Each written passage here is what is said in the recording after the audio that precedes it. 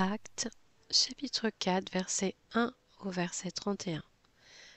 Pierre et Jean parlaient encore au peuple quand survinrent les prêtres, le commandant des gardes du temple et les Sadducéens. Ils étaient excédés parce que les apôtres enseignaient le peuple et annonçaient la résurrection des morts dans la personne de Jésus.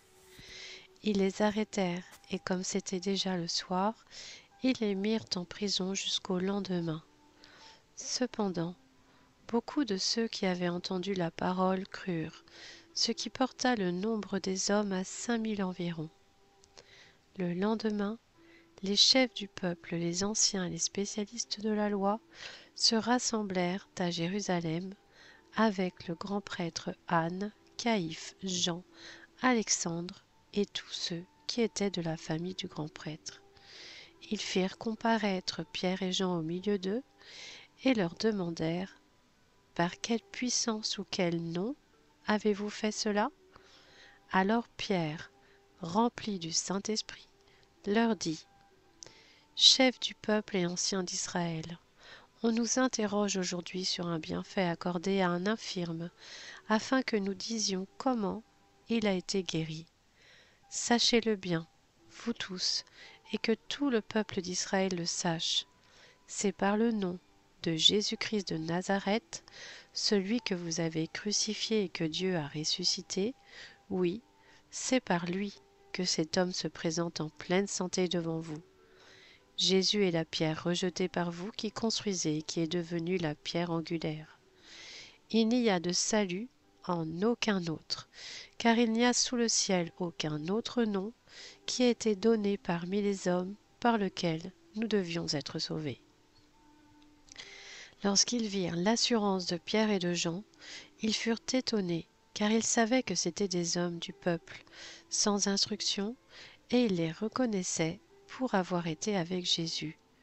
Mais comme ils voyaient debout avec eux l'homme qui avait été guéri, ils n'avaient rien à répliquer.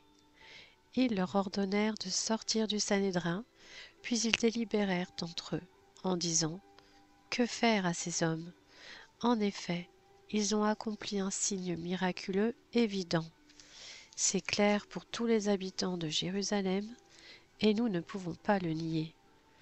Mais, afin que cela ne se propage pas davantage parmi le peuple, défendons-leur avec menace de parler désormais à qui que ce soit en ce nom-là. Alors ils les appelèrent et leur interdirent absolument de parler ou d'enseigner au nom de Jésus. Pierre et Jean leur répondirent: est-il juste devant Dieu de vous écouter, vous, plutôt que Dieu? Jugez-en vous-mêmes.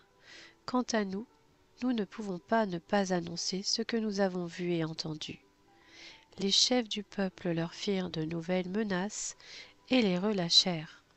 À cause du peuple, ils ne trouvaient pas le moyen de les punir, parce que tous attribuaient à Dieu la gloire de ce qui était arrivé. En effet, l'homme qui avait bénéficié de cette guérison miraculeuse était âgé de plus de 40 ans. Une fois relâchés, Pierre et Jean allèrent trouver les leurs et racontèrent tout ce que les chefs des prêtres et les anciens leur avaient dit. Après les avoir écoutés, ils s'adressèrent tous ensemble à Dieu en disant: Maître, tu es le Dieu qui a créé le ciel, la terre, la mer et tout ce qui s'y trouve. C'est toi qui as dit, par le Saint-Esprit, par la bouche de notre Père, ton serviteur David: pourquoi cette agitation parmi les nations et ces préoccupations dépourvues de sens parmi les peuples? Les rois de la terre se sont soulevés et les chefs se sont ligués ensemble contre le Seigneur et contre celui qu'il a désigné par onction. Il est bien vrai qu'Hérode et Ponce Pilate se sont ligués dans cette ville, avec les nations et les peuples d'Israël, contre ton saint serviteur Jésus, que tu as consacré par onction. Ils ont accompli tout ce que ta main et ta volonté avaient décidé d'avance.